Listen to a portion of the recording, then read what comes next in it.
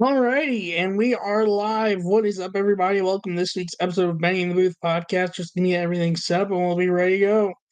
Hope everyone's day's going well, hope everyone's week's going well. Uh Obviously Israel's not in the best of scenarios right now, as they're being attacked by Iran.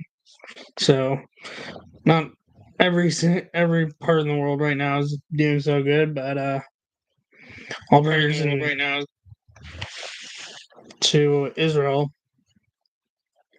at the current moment. Crazy, it's playoff time for baseball. Honestly, probably be doing some live play-by-play for the stream.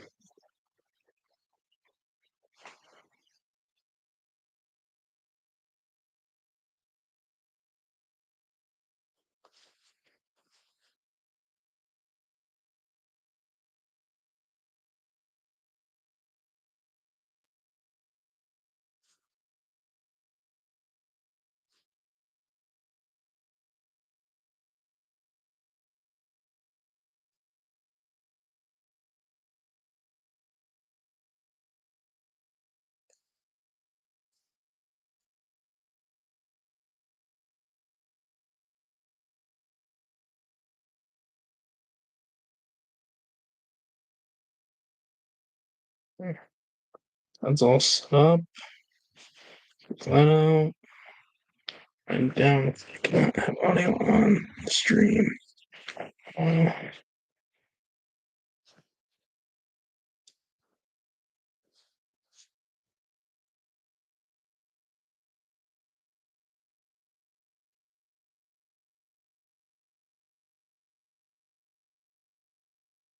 okay. Let me just get audio started.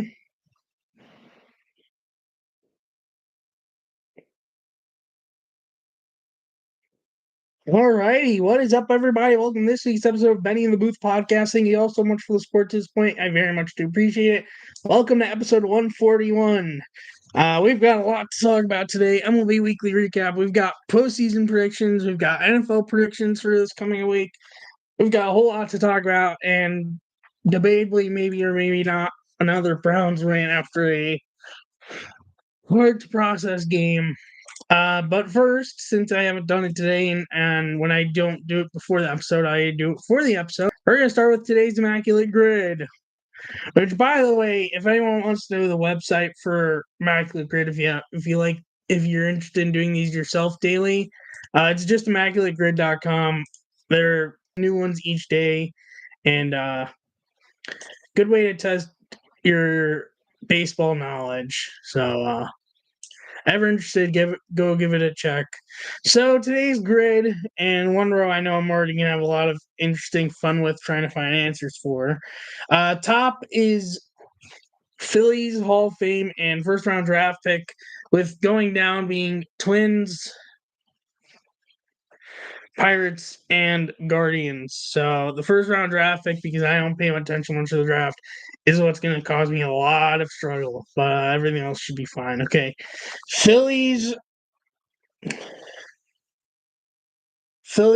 and Twins. I could go Jim Thome, but I've got a different answer. Random reliever who played for teams, JC Romero, 2%. I will take that. Phillies and Pirates, I could go Carlos Santana. I don't think Kenny Lofton fits there.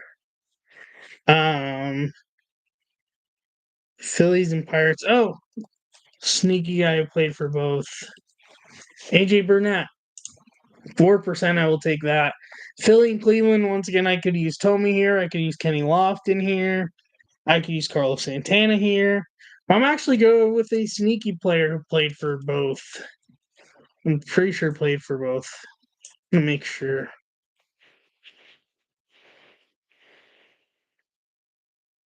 Yeah, he played for both.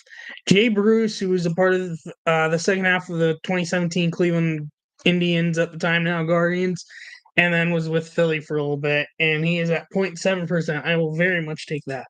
Twins Hall of Famer, There's recency in Joe Mauer. I'm not gonna go recent though. That's gonna be more higher chance. There's Bert Blyleven. So I'm thinking of a Hall of Famer. I think he might be. Forget. Yeah. I could actually even use him for another team here. And I'm gonna use him because he'll probably be less likely here. Jack Morris is a Hall of Famer who played 1 year for Cleveland. And I'm gonna use that 0.5%. I will take that. Pirates Hall of Famer. I mean, there's countless. Well, there's Wagner. Um,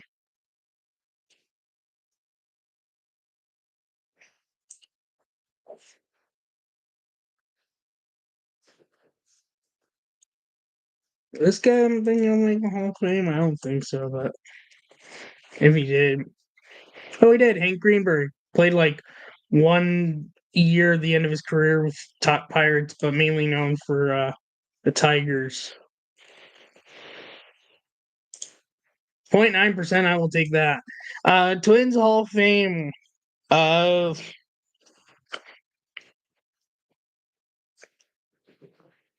who do I want to go for Twins Hall of Famer?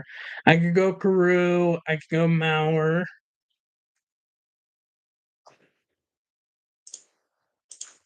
Dude, this guy. I'm gonna go recently added to MLB The Show legend for new for this year, Tony Oliva. 4%. I will take that. Draft picks. I honestly just look up draft picks because I don't know much about the draft. And I found like a Wikipedia link that links to teams' first round draft picks. I don't. You do this for a lot of other categories, but for first round draft picks, I do. Um, what Twins Pirates?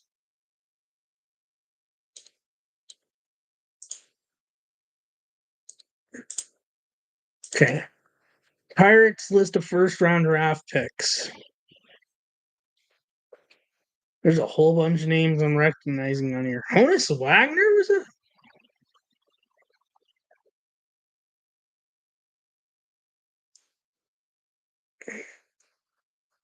Oh no, this is. I was like, what? Honus Wagner?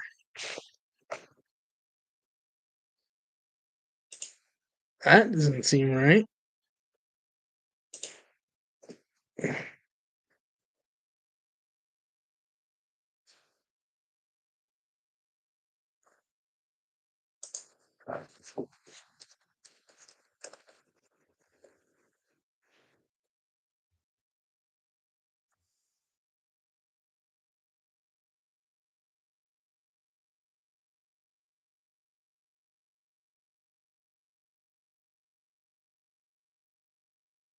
Here we go.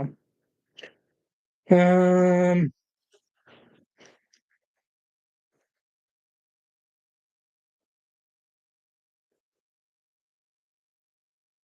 hmm. Former manager Rick Renteria was a draft pick. I didn't even know he played. You know what? That's who I'm going to use for Pirates since I didn't know that he played.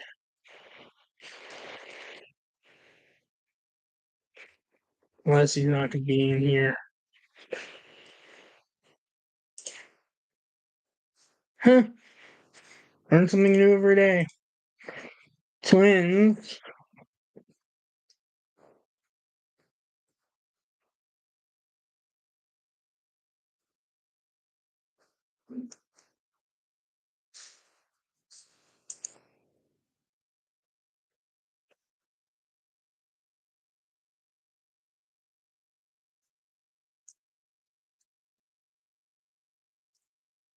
I mean, he's Denard Span.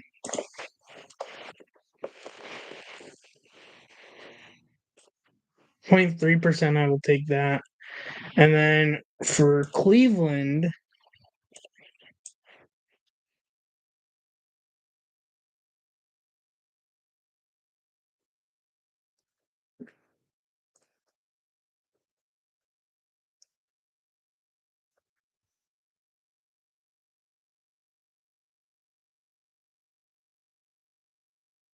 I'm gonna go Rick Manning because that's also their TV color analyst.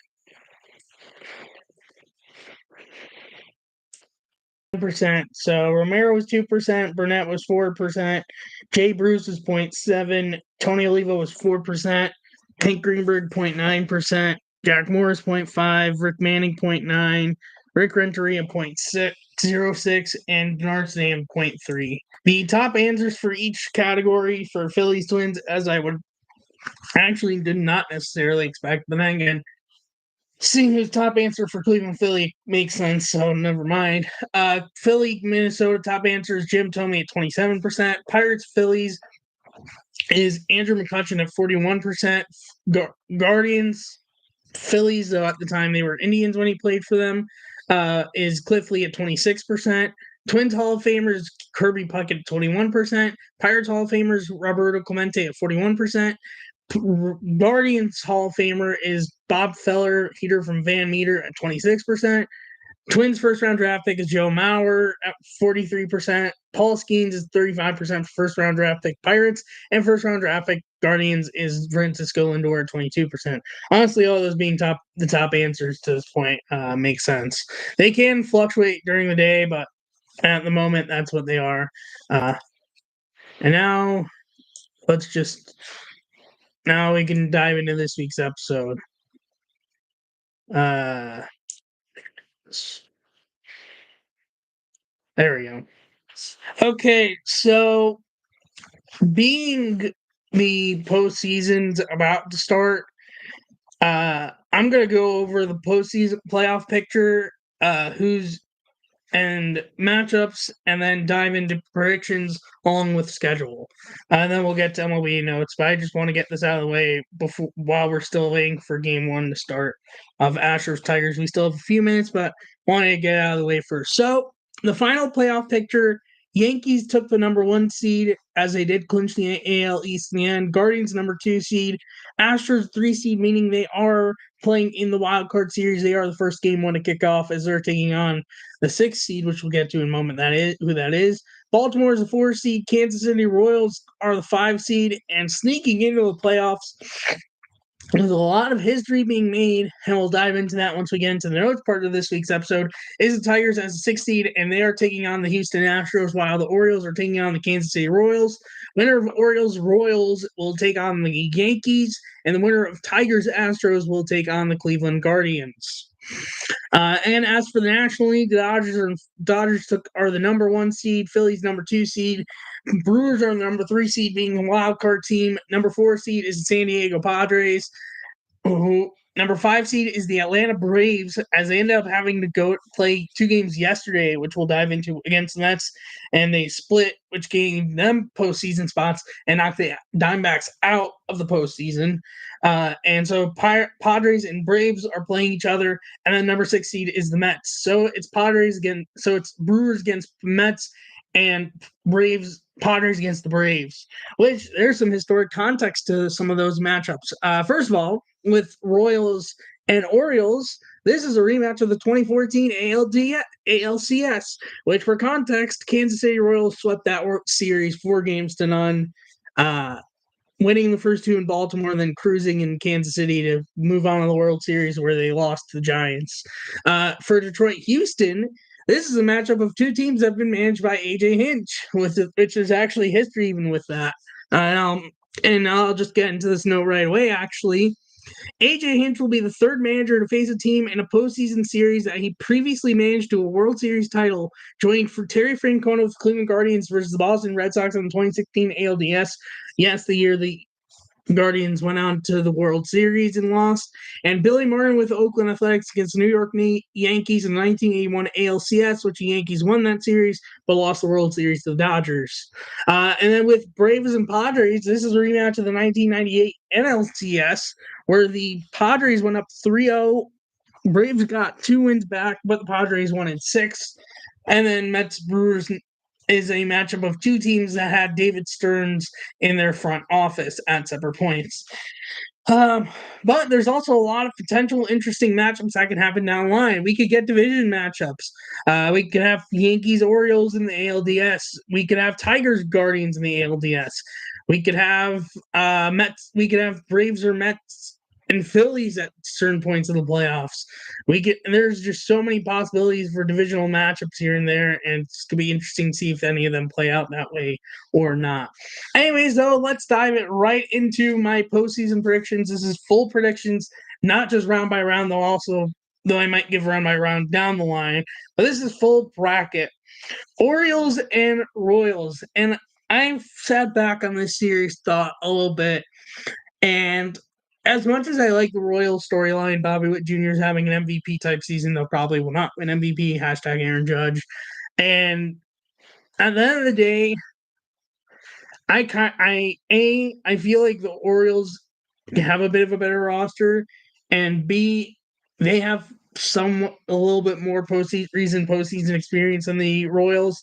But again, they haven't been in a wild card game since wild card round since before it was the wild card series in 2012 when they played 2016 when they lost to the Blue Jays in the wild card game. Whereas the Royals haven't been in the wild card game since 2014. 15 they won the division for context. And I sat back, and in the end, just because of experience, and I think is the better team, my pick is the Baltimore Orioles. I think this game though will go this series will go 3 games, so hopefully we get at least 1 or 2 that go 3 in the wild card series. Because last year there were no series that weren't a sweep. Hopefully we get at least 1 non-sweep this year. But I'm going with the Orioles not only to win, but they would get revenge for the 2014 ALCS where they lost. Astros at Tigers. As much as the Astros are a pretty good story where they were down bad early and they flipped it around, I don't feel they're the same Astros team as they used to be. Verlander didn't make the postseason roster. Yordan Alvarez is not playing on an injured knee. And I just feel that Detroit, especially with the Triple Crown winner, Tariq Skubal, starting game 1 that's about to start, I think Detroit's honestly the better team, and I think the Tigers are going to win the series, but I'm going to say that will go 3 games as well.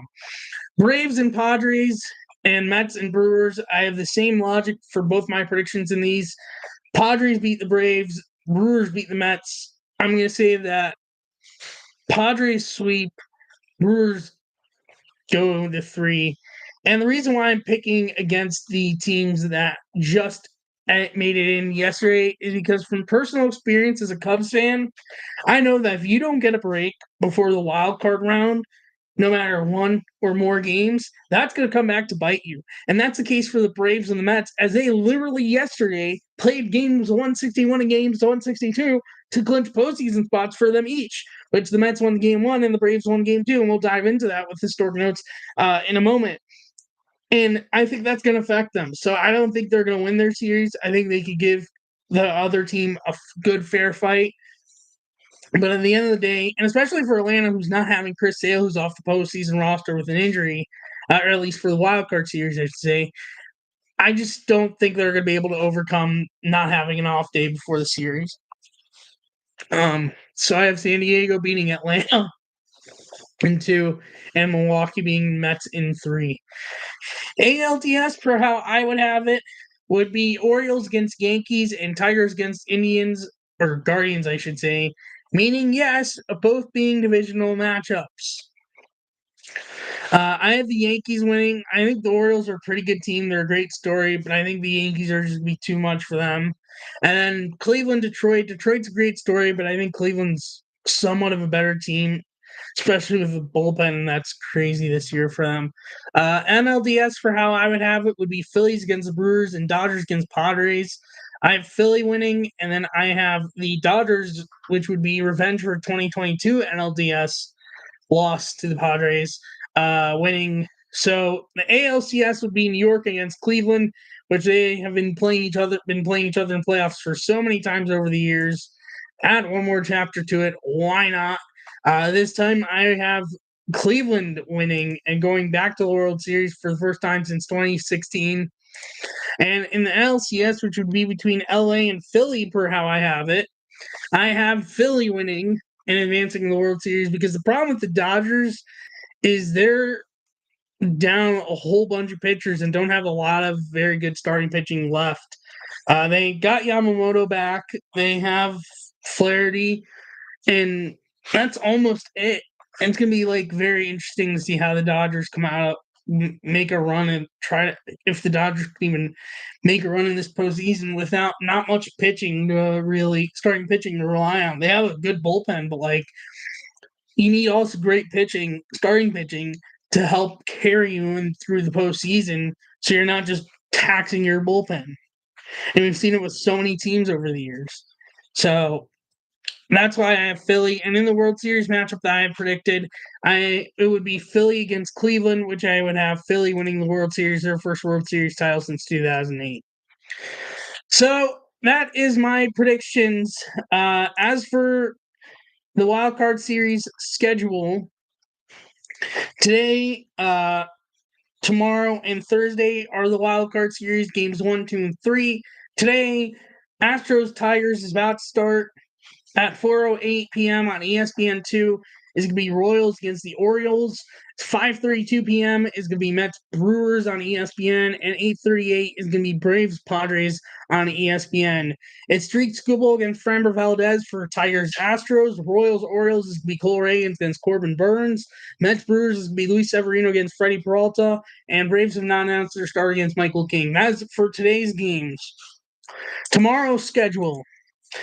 Tigers at Astros, same time, 2:32 p.m. Eastern on ABC. No stars have been announced yet. This will obviously change by the time we get closer to those games. 4:38 is going to be Royals at Orioles on ESPN. Seth Lugo's been announced for Kansas City. No one's been announced for Baltimore. 7:38 will be Mets Brewers on ESPN. No stars been announced for that game yet, game 2 yet. And Braves at Padres at 8:38 on ESPN2. Joe Musgrove going for San Diego in game 2. No announced star for Atlanta just yet. And then game 3, if necessary, of course, 2:32 p.m. Eastern, once again, for Tigers and Astros on ABC. No star has been announced yet. 4:08 p.m. Eastern on ESPN for Royals and Orioles.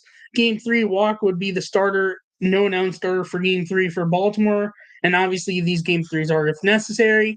And Braves at Padres at 7:08 p.m. Eastern on ESPN. Dylan Cease is the game 3 starter. Atlanta is not announced starter. Also, these can change between now and then, depending on bullpen usages in the earlier games. And then Mets at Brewers, 8:38 on ESPN2. No announced game 3 starter just yet. And Saturday is the start of the division series. No announced times yet, and we obviously don't know who's going to be in just yet. That will be determined in the next 3 days. But Friday is off, and Saturday starts the division series. And Sunday is NLDS game 2s, and Monday is ALDS game 2s. So someone asked me, do I have predictions for regular season MVPs and Cy Young winners? I think MVPs are pretty much like clear cut. It's gonna be Judge and Ohtani. Even with how great Lindor's season is, I don't think he could win MVP being Ohtani went 50-50. And as much as Witt had a great season, Judge practically pretty much put up like a very good season. But I think AL will probably be tighter than NL because of Judge's hot cold streak that he had in the end, like towards the end of the season. So for MVPs, I'd probably say Judge and Lindor. As for Cy Youngs, honestly, being we had triple crowns in both leagues, I'm just gonna say the triple crown winners win it in Skubal and Chris Sale. You could also give a good case for Reynaldo Lopez, who had a breakout season. But honestly, those are my predictions. So I'll probably make more awards predictions once we get to award season. But there's your predictions for now. Maybe it changes between now and award season. But there you go, Hops 619. Thanks for the comment. I always appreciate when people comment here. By the way, the lineups are out for game 1, so I'm going to go through them. Oh, those were no problem. Nice to see someone agree with my own predictions. But lineups are also out for both teams. The Tigers, Matt Vierling, Justin Henry Malloy, Riley Green, third base, DH, left field. This is for the Tigers tonight. Andy Ibanez, Wensiel Perez, and Spencer Torkelson, second base, right field, first base. Parker Meadows, Jake Rogers, and Trey Sweeney, center field, catcher, and shortstop. That is the Tigers lineup for today in the game that's about to start. For the Astros, Jose Altuve, Kyle Tucker, and Yordan Alvarez, second base, right field, DH. Alex Bregman, Yainer Diaz, Jeremy Pena, third base, catcher, shortstop. Victor Caratini, Mauricio Dubon, and Jake Myers, first base, left field, and center field, which, by the way, Chas McCormick is injured. That's why he's not in the lineup or on their roster. NL lineups have not been put out yet for tonight, so I can't really go over their own lineups yet. Oh, no, wait. Never mind. Mets Brewers is out at least. Let's see if the Braves nor the Padres have put out their lineup yet. It seems. Yeah. So I'll have three of the four. But for the Royals today, Michael Massey, Bobby Witt Jr., Vinny Pasquantino, second base, shortstop, DH, Salvador Perez, Yuli Gurriel, and MJ Melendez, catcher, first base, left field, Tommy Pham, Kyle Isbell, and Michael Garcia, right field, center field, third base. For the Orioles, Gunnar Henderson, Jordan Westbrook, Anthony Santander, shortstop, second base, right field. Ryan Mountcastle, Adley Rutschman, Colton Cowser, first base, DH, left field. Ramon Urias, Cedric Mullins, and James McCann, third base, center field, and catcher. That is for the Orioles and Royals game. And as for the Mets Brewers, Mets lineup, for Lindor, Iglesias, Francisco Lindor, Jose Iglesias, Brandon Nimmo, shortstop, second base, left field. Mark Vientos, Pete Alonso, Jesse Winker, third base, first base, DH. Starling Marte, Tyrone Taylor, Francisco Alvarez, right field, center field, catcher. Alvarez and Lindor both got hurt towards the end of the season, so that might be something to keep an eye out for, but they are seemingly going to play.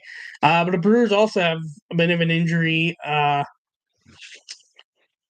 though he is in the lineup. To keep an eye out for Sal Frelick, made a sliding play in the wall and got hurt.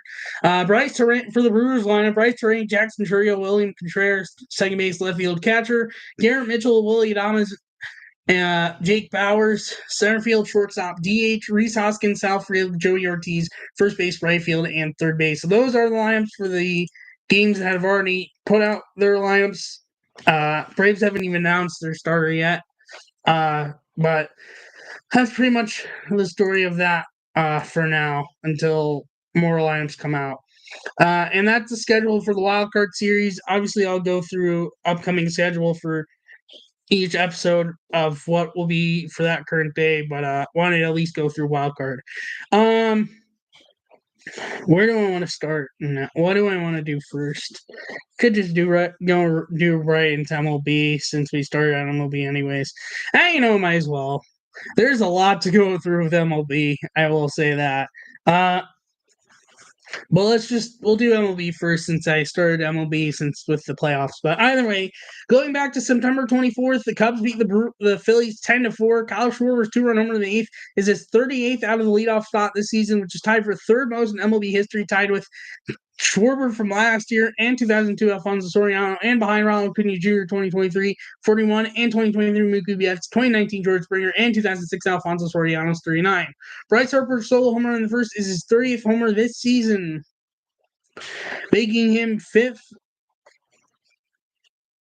marking his fifth 30-homer season of his career. I have a feeling I might have gotten the score wrong that day. Hold on. Oh, no, that was a 10-4 win. I don't know. Either way, Guardians beat the Reds 6-1, and with the win, that was when Cleveland clinched a guaranteed wildcard series bye and auto bid into the ALDS, which is huge for them, which also marks the first time that the wildcard series team division winner out of AL or NL has not been from the AL Central for the first time in the wildcard series history of it being only 4 teams. Obviously, 2020, everyone had to deal with the wildcard series. NL still, though, is NL Central, so that it didn't affect NL, it just only affected AL. Orioles beat the Yankees 5-3. Anthony Santander solo home run in the sixth is his 44th this season, which is fourth most by a switch hitter in a season in MLB history, behind 1961 Mickey Mantle's 54, 1956 Mickey Mantle's 52, and 2006 Lance Berkman's and 1999 Chipper Jones 45. And with the win, Orioles clinched a postseason spot. Astros beat the Mariners 4-3 with the win. Astros clinched the AL West title, marking 8 straight seasons making the postseason, which is fourth longest in MLB history, though. There's another team to add to that list later, so I'm going to save that list for now. By the way, Michael Kay, Tim Kirkjian, and Todd Frazier are in the booth for Astros Tires for ABC. Anyways, so I'll come back to the rest of that list in a moment. Also, after starting 12-24, Astros make the postseason, which is tied for second worst to first turnaround in MLB history in a season for the first 36 games, to now tied with 1989 Toronto Blue Jays and 1981 Kansas City Royals. Neither made it to or won the World Series. Split season, finished first in division in the second half for Kansas City in 1981, and behind the 1914 Boston Braves, who were 11-25. Sorry about that. Giants beat the Diamondbacks 11-0. Marks the Giants' third shutout win by 9+ runs on this road trip, which is tied for most in a calendar month in MLB history, 24th time in general, third for New York's San Francisco Giants, with June 1949 and May 1885, third with all on the road with April 2016 Cubs and July 2008 Yankees, and the third such win are tied for second most in New York's San Francisco Giants history with 1885 and 1887, and are tied for the most on the road with 2010. Padres beat the Dodgers 4-2. Ohtani's leadoff double in the first is his 95th extra base hit this season, which is most extra base hits in the season in Brooklyn/LA Dodgers history, passing 1930 Babe Herman. San Diego Padres is the first team in MLB history to turn a triple play to end a game on the day they clinched a postseason spot, a 5-4-3 triple play. It's also the 28th game-ending triple play in MLB history, the third in the wild card era, with June 20th, 2021 Yankees and August 23rd, 2009 Phillies, and first in San Diego Padres history. They're also the first team to turn a triple play on the same day as clinching a postseason berth to end the game, and third overall, joining September 27th, 2020 Brewers, October 2nd, 1910 Cubs, and September 23rd, 1907 Cubs. And a general note from this day, rookie managers Stephen Vogt, Joe Spada each led teams to division titles. That's tied for most rookie managers to win their division in a season since 1969, with 2014 Brad Ausmus and Matt Williams of the Tigers and Nationals, respectively. In 1981, Jim Fanning of the Montreal Expos and Gene Michael of the New York Yankees. Pat Murphy was the Padres interim manager in 2015, so he doesn't count for this stat. And another stat we are going to mention in a little bit. Mariners that is it for September 24th versus September 25th. Astros lost to the Mariners 8-1. Julio Rodriguez, two-run homer in the ninth, marks the 2020 season for him, making him first one of two players in MLB history with 2020 seasons. In each of his first 3 seasons of his career, joining Bobby Witt Jr., Shea Whitcomb's 4-error game is the most in MLB since Marcos Guerrero had 4 for Oakland on July 6, 2007, also versus the Seattle Mariners. Guardians beat the Reds 5-2. J-Ram's first game where he homers, triples, and doubles in the same game. Also has more extra base hits than anyone since 2016. Also having 38 homers, 38 doubles, and 40 stolen bases on the season, making him third player to do so in MLB history, joining 2006 Alfonso Soriano's 38, 38, 40, and 2002 Alfonso Soriano's 39, 51, and 41. Andrew Walt, by the way, he ended up 1 homer shy of 40, except they did not end up playing the game 162 as it got rained out. did not get made up. Andrew Walters, 1 2/3 hitless innings, makes him one of 3 pitchers in MLB history to begin his career with 8 straight hitless outings, joining Jonathan Sanchez in 2006 and Gary Roggenberg in 1963. The Royals beat the Nationals 3-0 with 3-0 win. Kansas City Royals now have pitched 26 consecutive scoreless innings dating back to the 3rd inning on Sunday, which is Royals' record-breaking 24-inning scoreless streak done from June 9th to the 12th, 1976, and May 17th to the 20th, 2015, ended the next day at 25. Or 27, or I don't know. And the very next day, anyways.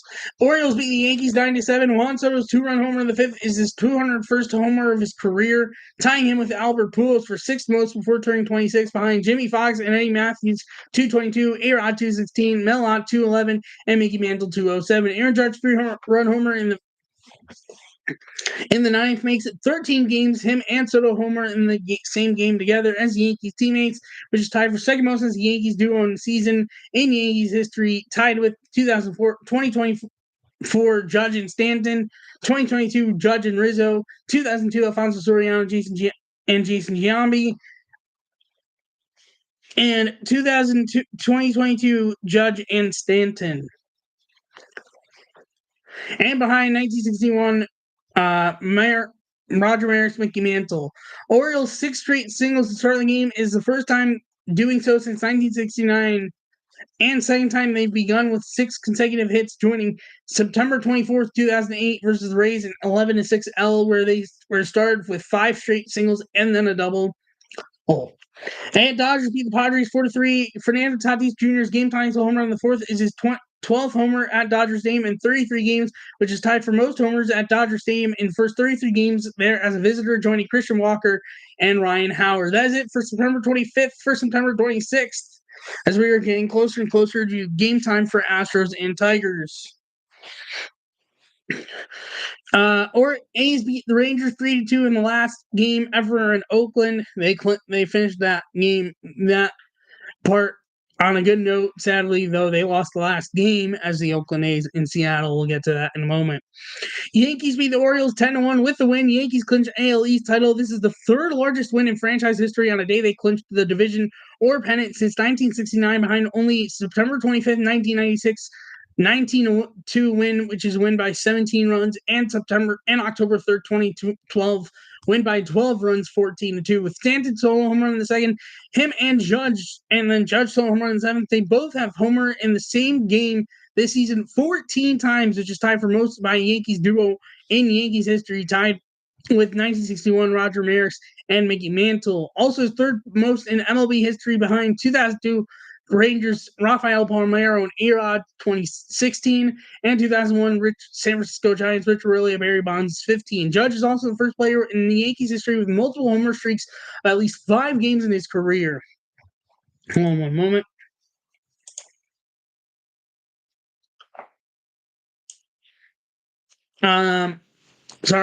Dodgers beat the Padres 7-2 with the win. Dodgers clinched the NL West title, which is their 22nd since 1969, which is second most in MLB history, jumping Yankees 21 and behind Braves 23.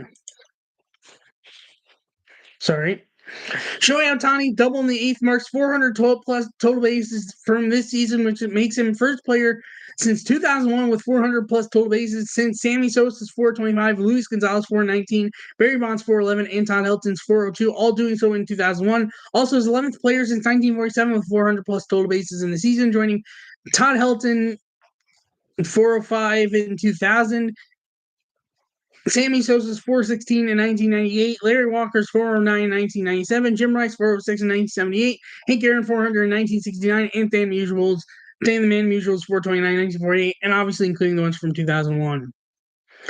And that is it for September 26th. For September 27th, though,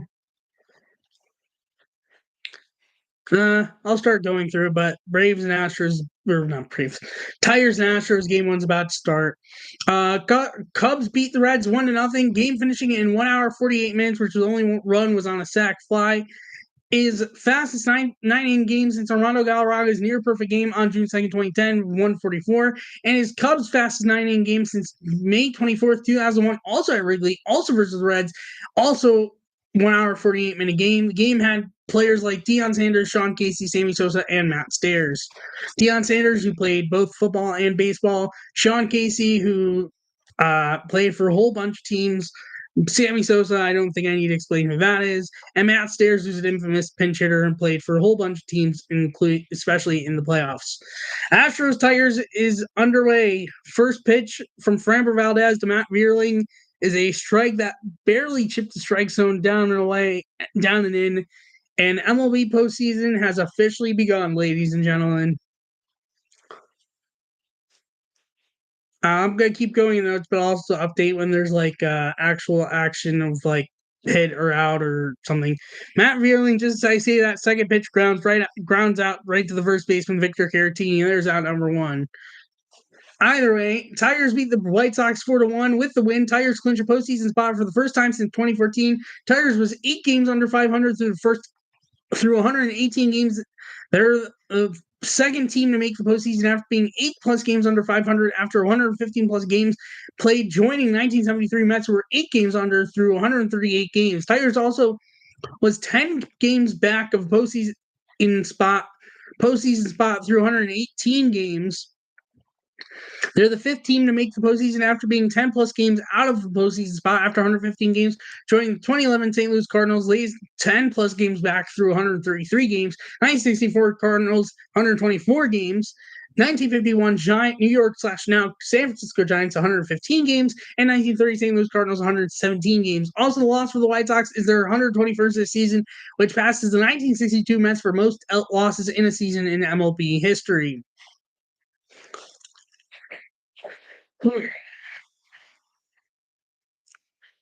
Marlins beat the Blue Jays 15-5. Xavier Edwards 3 triples in a game, makes him the first player in Marlins history to do so in a game, and 5th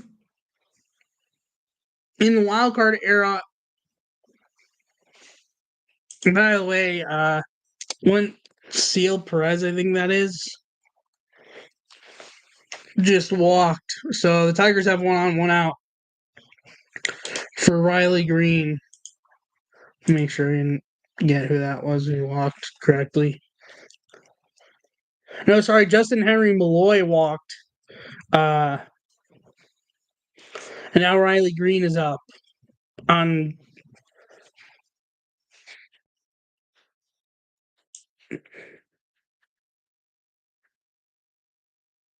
So just keeping you guys updated while I go through the notes as well. In the wildcard era, joining July 25th, 2014, Yasiel Puig, June 29th, 2010, Denard Span, April 21st, 2002, Rafael Furcal, and September 23rd, 1995, Lance Johnson. By the way, I'm also doing this early because I'm flying today for the holiday coming up to Cleveland, but I'll be back in New York for the episode next week. Rays beat the Red Sox 2-1. Taj Bradley becomes 3rd Rays pitcher to make at least 20 starts in multiple seasons before turning 24 years old, joining Scott Kazmir's 4 and Joe Kennedy's 2. Also the 3rd Rays pitcher with at least 150 strikeouts, 23 years or younger, joining Scott Kazmir 3 times and Matt Moore once. Braves beat the Royals 3-0 with Twins 7-2 loss on the day. Versus the Orioles, they make postseason a season after losing 100+ games, making them the 3rd team to do so, joining 2020 Marlins after losing 105 in 2019, and 2017 Twins after losing 103 games in 2016. Also, by the way, first time the Royals are making the postseason since 2015. First time the Tigers were in the postseason since 2014. Riley Green is going to ground into a double play to end the inning. So the Tigers go down 1-2, pretty much 1, well, kind of 1-2-3, kind of not. We'll see how the Astros respond. 0-0 right now through half. Dodgers beat the Rockies 11-4. Shohei Ohtani's 59 stolen bases, which is through season's end, his most stolen bases in a season in MLB by a Japanese-born player ahead of Ichiro Suzuki's 56 in 2001 with Seattle. Dave Roberts, 49 in 2006 with the San Diego Padres. Also is 45 in 2002 with the Dodgers. And Ichiro is 45 in 2006 with Seattle. With Teoscar Hernandez and Shohei Ohtani homering in this game, it's the 13th time they've homered in the same game, which is tied for second most in Dodgers history, behind 1953 Duke Snider and Gil Hodges 14, and tied with 2019 Cody Bellinger / Max Muncy, and 1955 Duke Snider and Gil Hodges. Yep. Shohei also has 26 RBI in his last 12 games, which is most RBI by a Dodgers player in a 12-game span since 1920, passing Frank Howard 24 in 1962. Also has 26 RBI and 15 extra bases in his last 12 games, makes him fifth player and sixth time a player has 25 plus RBIs and 15 plus extra bases in a single season 12-game span since 1920, 2012, Troy Tulowitzki, 2007, Alex Rodriguez, 1929, 7 overlapping spans, and 1934, Mel Ott, and 1923, Cy Williams. He also is the first to have all of that and 13 stolen bases in 12-game span since 1920. Brewers beat the Mets 8-4. Rhys Hoskins' grand slam homer in the first is his third this season, which is tied for most of the season in Brewers history with 2003 John Vanderwall, 2001 Devon White, and I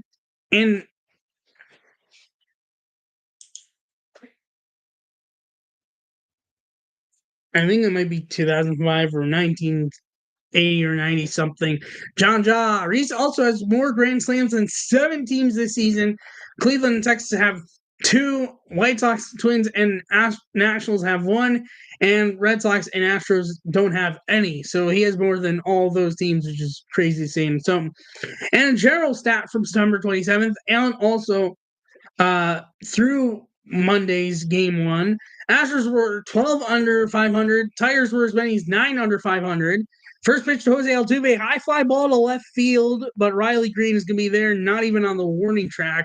And that's out number 1. A very good start for Skubal to keep Altuve in the yard, because if Altuve has good pop and he can knock one out, very lucky that stayed in the yard for Tariq Skubal, the pitching Triple Crown winner in the American League.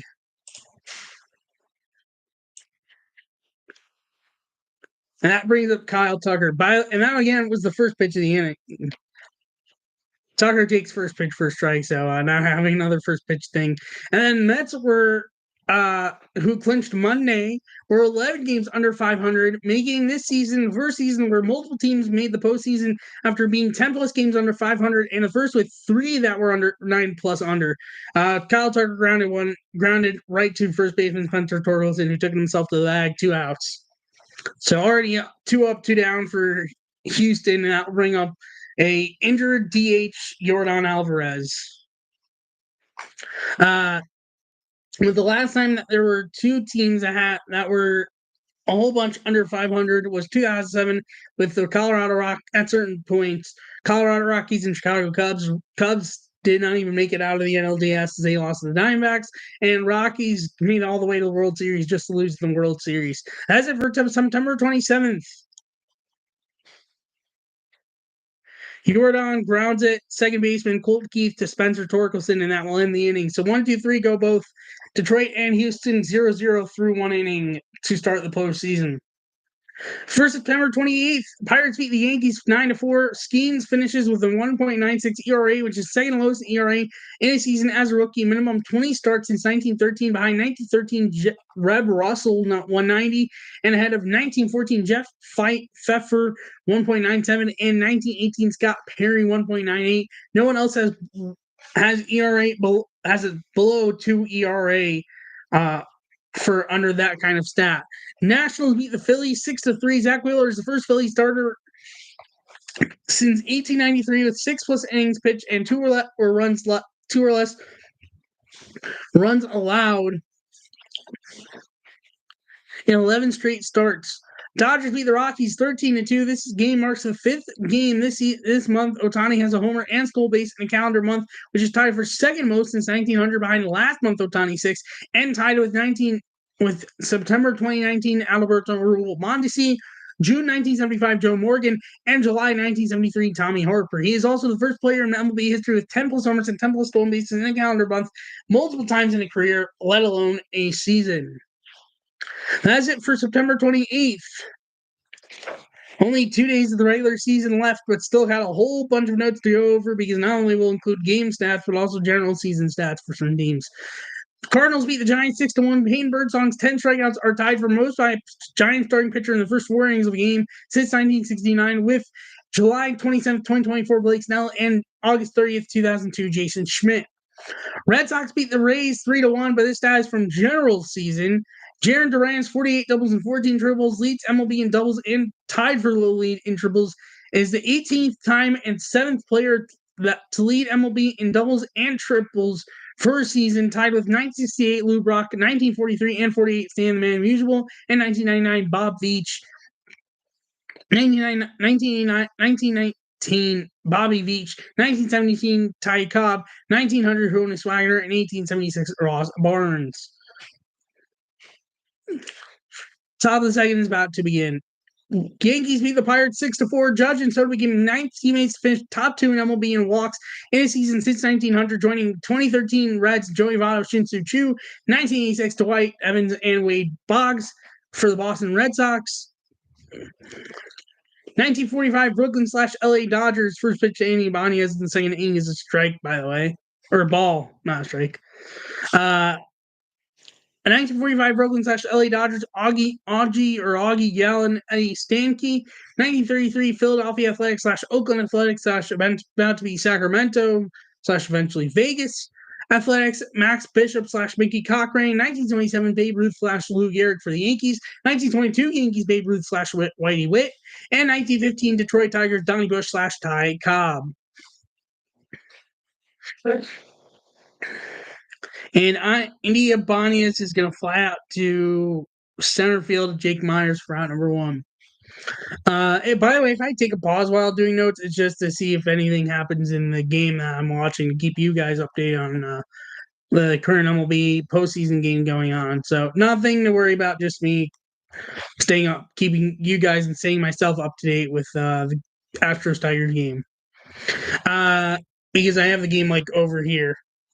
So I'm looking here just to make sure I'm not missing out on telling you guys any updates. Judge now has 3 straight seasons with 35 plus homers and 175 plus WRC plus, which is 4th most of such behind 1926 to 32 Babe Ruth, 2000-2004 Barry Bonds, 1993 to 97 Frank Thomas, and Wenzel Perez lines a base hit into right field. So now the Tigers have a runner on with 1 out once again. See if they take advantage. In 1920-24, Babe Ruth 5, and 1932-35, Jimmy Fox is 4. Also, a 701 slugging percentage is the first qualified player to slug 700 plus since Barry Bonds in 2004. Boards 812, and first in AL since 1996, Mark McGwire's 730, and first Yankee since 1956, Mickey Mantle 705. His 218 WRC plus is tied for 7th highest WRC plus in the season's minimum 500 plate appearances, tied with 1921 Babe Ruth and behind 2002 Barry Bonds 244, 2001 Bonds 235. 1920 Babe Ruth 234, 2004 Barry Bonds 233, 1923 Babe Ruth 225, and 1957 Ted Williams 223. He's also the 4th player with multiple seasons with a 205 plus WRC plus, minimum 500 plate appearances, joining Babe Ruth, Barry Bonds, and Ted Williams. Also, his 218 WRC plus is highest WRC plus in the season for a right-handed batter, minimum 500 plate appearances, ahead of 1924 Roger Hornsby 214, himself in 2022's 206, which he had more homers, oddly enough, 1998 Mark McGwire, and 1994 Frank Thomas 205. Dodgers beat the Rockies 2-1.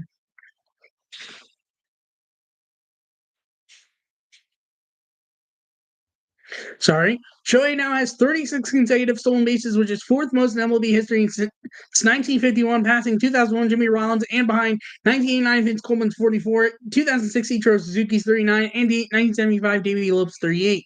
Shohei's post-All-Star break ends with 25 homers, most in MLB, and 36 stolen bases, most in MLB. He's the second player leading both MLB in both homers and second stolen bases for second half of the season since 1933, when the All-Star game started being a thing, joining 1955 Willie Mays.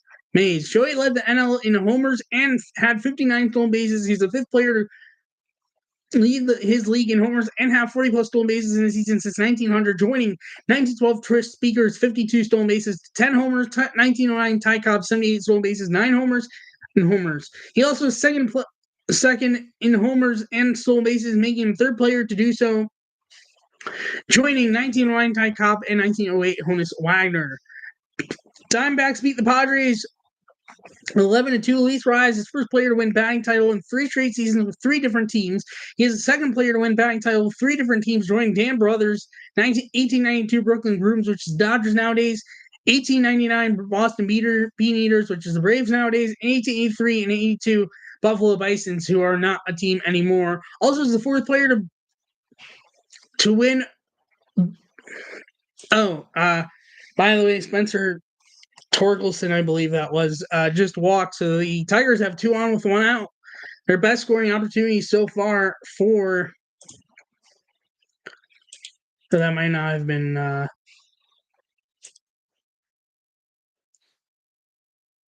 No, yeah, that was Torkelson who walked. For Parker Meadows, who first pitched, chopped one to second. Altuve to go to second for 1 on a first late. So now it's first and third with 2 outs for Jake Rogers. Still scoring opportunity, but with 2 outs. Huge to break up that double play for Parker Meadows, because now he's still got a chance to take the lead. And being it's the Astros, that would be huge if he could score first. Not to say that'll make the biggest difference in the game for guaranteed and lead you to win guaranteed, but definitely it would be big if he could score first. Back to the notes. It also is fourth player to win batting titles in seasons playing for multiple teams in the same league, joining 2021 Trey Turner, 1947 Harry Walker, and 1932 Doyle Alexander, as he was with both the Padres and the Marlins this season. Mariners beat the A's 6-4 in the A's last game as the Oakland A's. Forever, probably. Cal Raleigh's 2-run homer in the 5th is his 93rd of his career, which passes Mike Piazza's 92 for most homers in the first 4 career seasons for a catcher. Minimum 50% of games at catcher.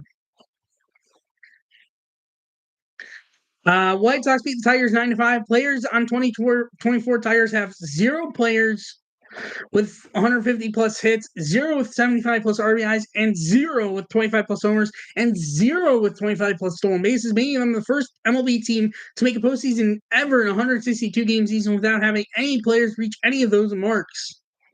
Trey Skogel with the 18 wins, 228 strikeouts, and 2.39 ERA leads AL in those categories, meaning he won the AL pitching triple crown, and first to do so since Shane Bieber in 2020, but first in a full season since current Astro, but not on the postseason roster.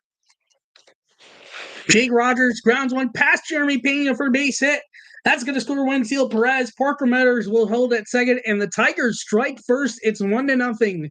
Jake Rogers comes through, and the Tigers lead 1-0. Still early, though. But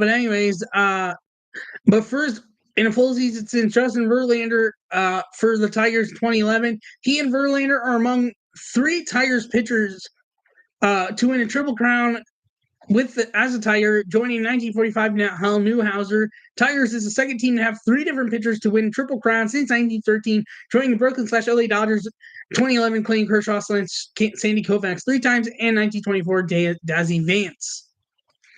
Royals beat the Braves 4-2. Chris Sale has led his league in strikeouts with Atlanta, Boston, and Chicago. He joins Nolan Ryan Ranger with who did it with the Angels, Astros, and the Rangers as the only pitchers to lead their league in strikeouts with 3 different teams. He also won the Triple Crown, pitching Triple Crown, though, for the National League. Hold on. And Sweeney lines a single hit into center field for base hit around third. Meadows is sent, and he will score. Jake Rogers the third, and the Tigers are up 2-0 just like that, and still have 2 on with 2 out. A huge start for Detroit, and a big way to bounce back after an inning-ending double play in the first inning. And now that broken up double play looms large for the Astros as this inning continues.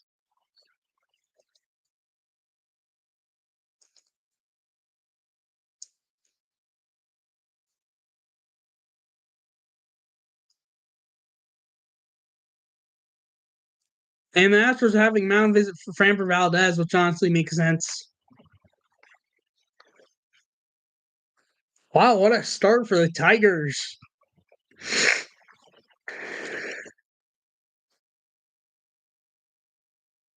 What a way to make yourself back in one way to give yourself an opening statement after not having been in the postseason since 2014.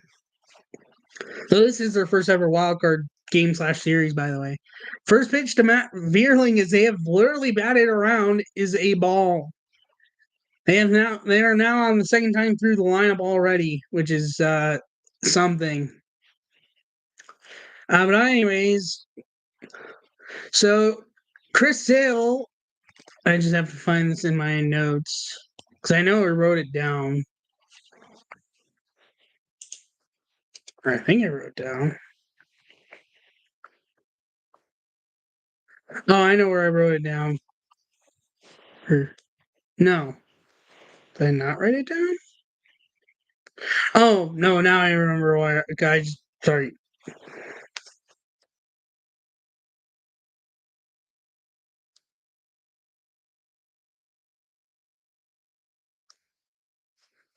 Sorry.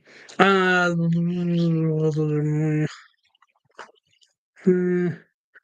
Sale won the NL pitching triple crown this year with 18 wins, 225 strikeouts, and 2.38 ERA, making this season the 3rd season where pitchers won triple crown in both leagues since 1913, joining 2011 Clayton Kershaw / Justin Verlander. Ground ball up in the middle, base hit, Park. Jake Rogers scores, and it's now 3-0 Tigers. Though Sweeney stays at second, and the Tigers are now up 3-0 just like that. And again, this is in Houston, not in Detroit. What a start for the Tigers. Hello. They're playing as if this isn't the first time they've made the postseason in a while. Yeah, this is the first playoff experience since 2014. And Justin Verlander, who both in 2011 and 1924, Dizzy Vance and Walter Johnson. Dizzy Vance, I forget, Walter Johnson of the Washington Senators at the time that are now the Twins. Sorry about that. I just wanted to jump on the Triple Crown thing since I was already speaking about Triple Crown winners. And then Royals beat the Braves 4-2. Chris Sale now has sorry. That is it for September 29th. And then for September 30th, between the 2 games and a general notes of the 2-game series to determine the NL wildcard spots. And Justin Henry Malloy has struck out. So the Tigers will strand 2, but score 3 runs in the second inning off Framber Valdez, Bregman, Diner Diaz, and Jeremy Pena. 2 up in the bottom of the second. Let's see if the Astros can respond. So, game 1, the Mets came back to beat the Braves 8-7. I think it was 8-7. Yeah. I just didn't have that up to date. In game 1, but the Braves won game 2, which logistically for the playoffs, that's what game 1 clinched the postseason spot for the Mets, and game 2 clinched postseason spot for the Braves, and game 2 knocked the Diamondbacks out of the playoffs. Just to explain logically. By the way, the Braves have announced that AJ Smith-Shawver is the starter tonight for the Atlanta Braves against Michael King. Max Fried is starting Game 2 against Joe Musgrove. And no other starters been announced for any other series for any of the future games. But just wanted to update that since I saw that when I went back to MLB. But either way, from Game 1, obviously the win clinched the Mets a postseason spot. Spencer Schwellenbach is the third pitcher with 120-plus strikeouts and less than 25 walks in the first 20 career appearances since 1901, had 222 strikeouts and 23 walks. During 2014, Masahiro Tanaka's 141 strikeouts and 21 walks. And 2012, Steven Strasburg's 135 strikeouts and 24 walks. Also, 7+ innings and one or zero runs allowed makes it having done so in each of his first 3 career starts versus the Mets, becoming 6th pitcher to do so, joining 1981 and 1982 Fernando Valenzuela, 1976 Doc Meredith, 1969 Tom Griffin, 1962 Bob Gibson, and 1962 Jack Sanford. Mets was 0-47 when down 3+ runs in the 8th inning or later this season, and 77 straight overall, with the last win of that kind being May 17th, 2023. That snapped with the win today, which clinched them a postseason spot. Big way to clinch yesterday, of course, to clinch a postseason spot by ending that losing streak in that scenario.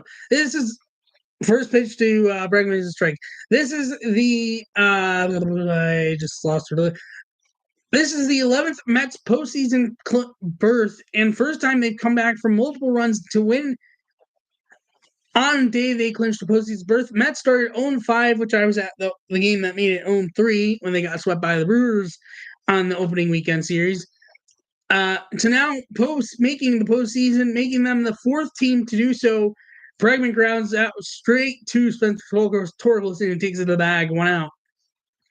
The 4th team to do so, joining 2011 Rangers, 1995 Reds, and 1974 Pirates, who all started 0-6. That's the 2nd team to clinch a postseason berth in a game where they trailed heading into the 8th, took a lead or tied, then fell behind or tied, and then retook the lead in the 9th, joining September 18th, 1903 Pittsburgh Pirates, 2nd game of doubleheader versus Boston Beaters, who are now the Atlanta Braves, to reach what was the first ever World Series in 1903, but they would lose to the Boston Americans at the time, but as we know nowadays, as the Boston Red Sox.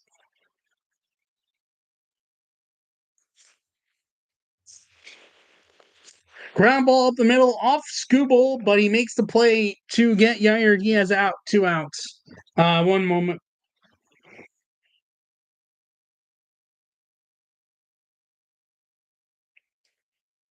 So he's moving around weirdly on the mound, so he might have gotten hit, I guess, on the comebacker.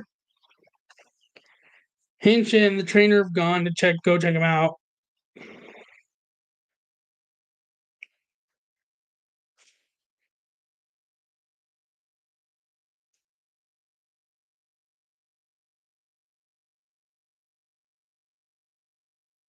I mean, I hope he stays in because that would be rough for his first postseason outing that he gets taken out this early. Let's see, they're showing a replay. He got hit on like the wrist, I think. That's what knocked his glove out, but he still managed to make the play. Let's see this again. Yeah, I think it's the wrist he got hit. I can't fully tell, but from what I can, and he's staying in, thankfully. Good for him. Tigers need him to stay in, honestly, because of postseason, you always want to have your starter go as much as he can. Anyways, he's still doing very good at the moment. First pitch after that hit actually ends up being a strikeout, enough for Jeremy Pena. Sorry about that. So, anyways, and then in Game 2, the Braves won 3-0, which clinched them a postseason spot and knocked the Diamondbacks out. They are also the first team in MLB history to make a postseason in a year where 3 of their opening day starters, Spencer Strider since April 5th, Ronald Acuña Jr. since May 26th, and Austin Riley since August 18th, missed the final 35+ games of the regular season plus postseason on the IL. Since Brian Snitker's first full season with the Braves in 2017, which was also the first year in their current ballpark, Braves have had 23 players play 155+ games in a season, which is most in that span ahead of San Diego Padres and Kansas City Royals 13.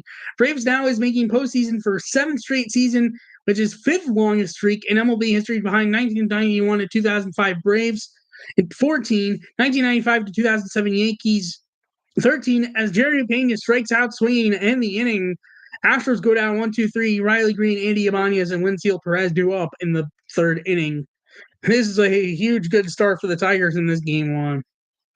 1995-2000 Yankees 13, 2013 to 2024 Dodgers 12, and 2017 to 2024 Astros 8. Oh no, I already said the Triple Crown one. That's it for the games, and then some general notes. Joe Espada, Stephen Vogt, Mike Schilt, and Carlos Mendoza ties the most managers in the postseason in their first year with the team, joining 2022 Buck Showalter for the Mets, Rob Thompson for the Phillies, Bob Melvin for the Padres, and Oliver Marmol for the Cardinals, and John Schneider for the Blue Jays. Also, Espada, Vogt, and Mendoza ties the most rookie managers in the postseason, joining 2022 Thompson, Oliver Marmol, and John Schneider. Juan Soto and Luis Arias have more career walks and strikeouts, a minimum of 1,000 career play appearances for current players. Only players to do so. Guardians Penn has a 2.57 ERA this year, which is 4th lowest bullpen ERA in the wildcard era, higher than 2003 Dodgers 2.46, who did not make the playoffs that year.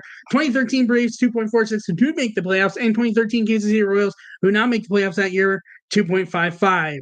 Also, Manuel Clase's 0.61 ERA is tied for the lowest ERA in a season, minimum of 50 innings pitched since 1913, tied with 1990 Dennis Eckersley, who made the playoffs with the A's that year, and behind 2016 Zach Britton's 0.54, who made the wild card game with the Orioles that year, but they lost in the wild card game to the Toronto Blue Jays.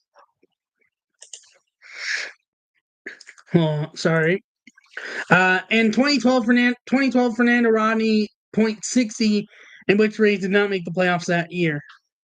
That is it for the notes part of the MLB Weekly Recap. And as for standings, Yankees first place, winning the division at 94 and 68. The Orioles were 3 games back in the division, but won the top wild card spot, followed by the Red Sox at 81 and 81, 13 games back in the division, 5 games back in the wild card, followed by the 82 Rays, 14 games back in the division, 6 games back in the wild card, followed by the Blue Jays, 74 and 88, 20 games back in the division, 12 games back in the wild card.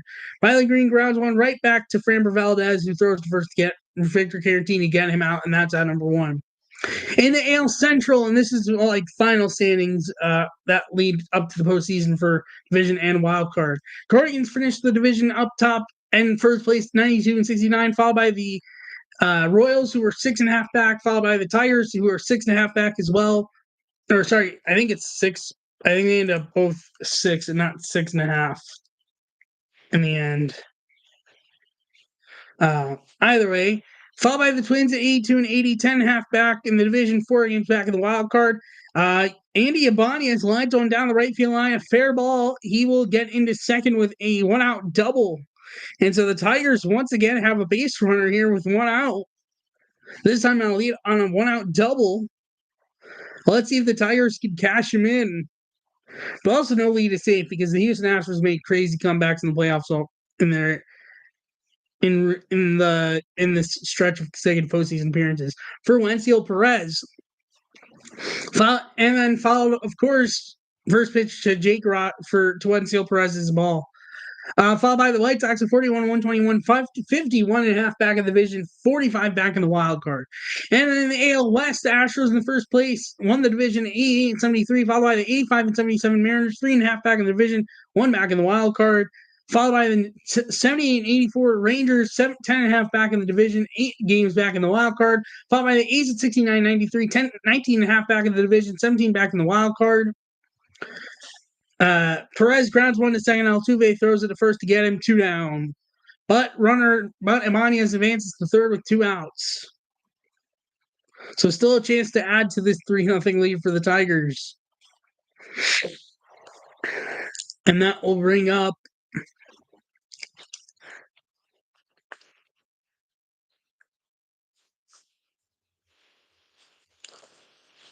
Spencer Torkelson. Followed by the Angels at 63.99, 25.5 back in the division, 23 back in the wild card. In the NL East, Phillies won the division 95 and 67. The Braves and Mets were both 6 back. Maybe Royals and Tigers were both 6.5 back. I don't know. Either way.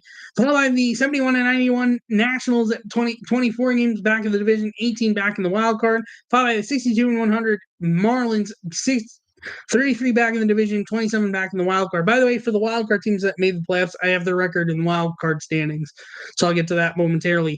For the NL Central, the Brewers won the NL Central 93 and 69, followed by the 83 and 79 Cubs, 10 games back in the division, 6 games back in the wild card.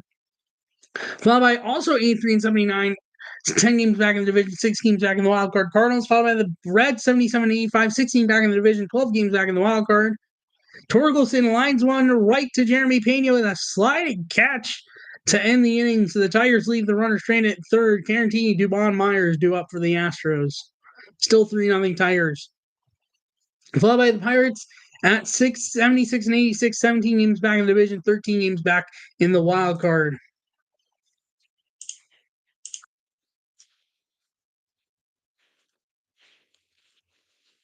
Sorry about that. And then the NL West, Dodgers won the division 98 and 64. Padres were 5 games back of the Dodgers. Diamondbacks, followed by the Diamondbacks at 83, 89 and 73, who finished, I think would probably be one game. Well, no, they finished tied, but because of just how the tiebreakers worked out and everything, they missed out on the wild card. But they were 9 games back in the division. Followed by the 80 and 82 Giants, 18 back of the division, 9 games back in the wild card, followed by 61 and 101. The Rockies, 37 back in the division, 28 back in the wild card. And then as for the wild card standings, Orioles won the top seed of the wild card, 5 games up on everyone in 91 and 71, followed by the 86 and 76 Royals, followed by the 86 and 76 Tigers. And then the NL wildcard standings were Padres in first place at 93 and 64, 4 games up, followed by the Braves 89-73, 1 game up, followed by the 89-73 Mets, no games up. One moment.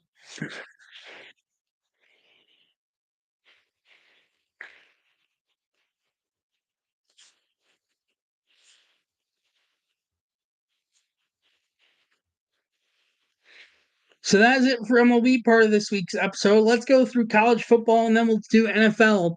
College football week 5 recap. Miami beat Virginia Tech 38-34 on a very controversial ending of a touchdown that I still am not sure what the great call was. Honestly, I'm still spinning my head. I've seen the replay a whole bunch. I've seen images of it a whole bunch. I even included the image of it in the thumbnail with the red or maroon jerseys might be, and the white, green, and orange jerseys if you want to see that. But I'd recommend you just finding it on YouTube to really try to get an idea of whether they made the right call or not. I'm still spinning on my head whether they did or not. Bama, number 4, Bama beat number 2, Georgia. Miami was ranked 7, by the way. 41-34 in a very crazy back and forth game. Georgia almost came back from down 28-0. But they came back to take the lead just for Bama to end up retaking the lead and winning 41-34. Ole Miss lost to Kentucky 20-17. Ole Miss was ranked number 6. First win Kentucky's had over Ole Miss since 1978. Number 10, Utah lost to Arizona 23-10. Minnesota upset number 12. Minnesota barely lost to number 12, Michigan 27-24. Notre Dame barely beats number 16 barely beats number 15 Louisville 31-24, and Victor Caratini gets the first hit for the Astros of the day with a single in the left field. So now they have a runner on for Mauricio Dubon. Oh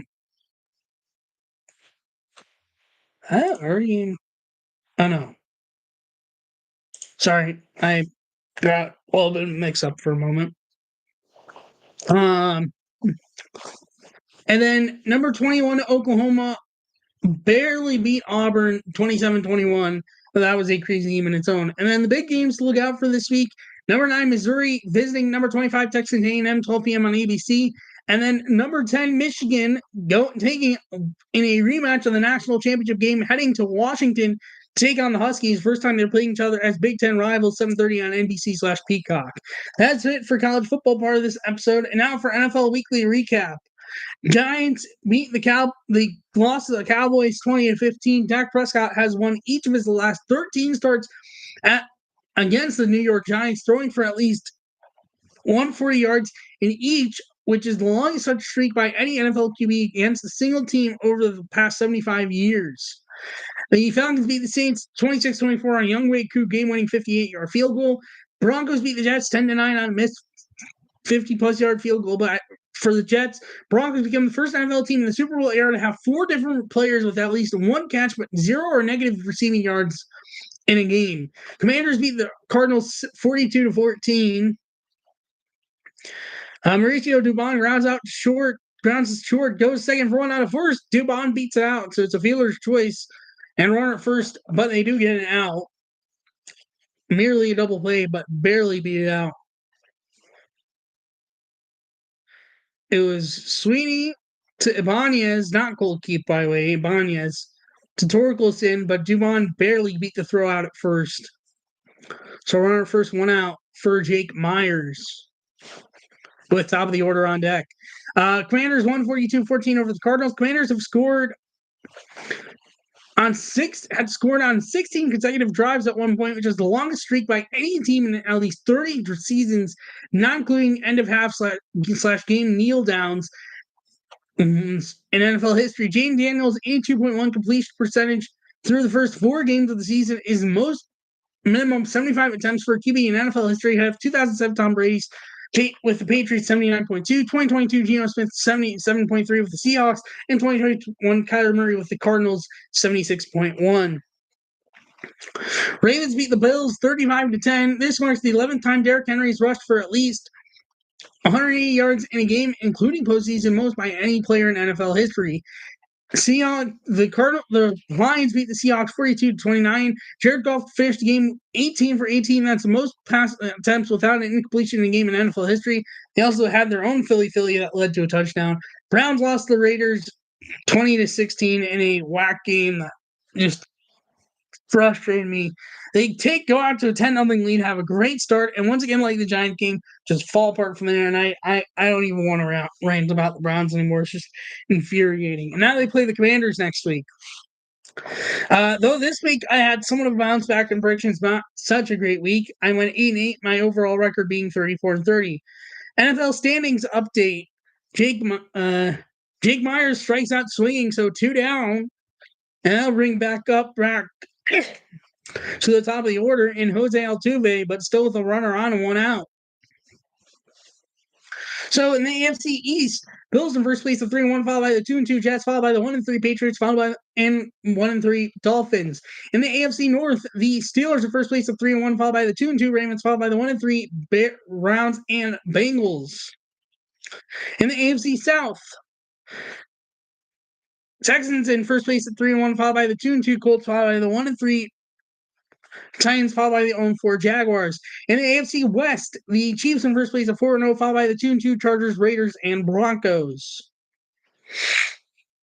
In the NFC East, Commanders in first place at 3-1, followed by the 2-2 Cowboys and Eagles, followed by the 1-3 Giants. In the NFC North, the Vikings at 4-0, followed by the 3-1 Lions, and followed by the 2-2 Packers, followed by the 2-2 Bears. In the NFC South, the Buccaneers in first place 3-1, followed by the 2-2 Saints, Falcons, followed by the 2-2 Saints, followed by the 1-3 Panthers. And in the NFC West, the Seahawks in first place 3-1, followed by the 2-2 Giants, followed by the 1-3 Cardinals, and 1-3 Rams. That is it for standings update. And as for Week 5 predictions, Thursday Night Football is Buccaneers at Falcons 8-15. I have the Buccaneers winning. That is for October 3rd. For October 6th, we have the first London game of the season.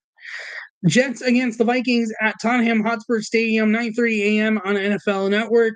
I have the Vikings winning. Jose Altuve lines one to left field, and that's going to get down for a hit. Runner will hold at first and second with 2 outs now for Kyle Tucker. Astros now have the tying run at the plate.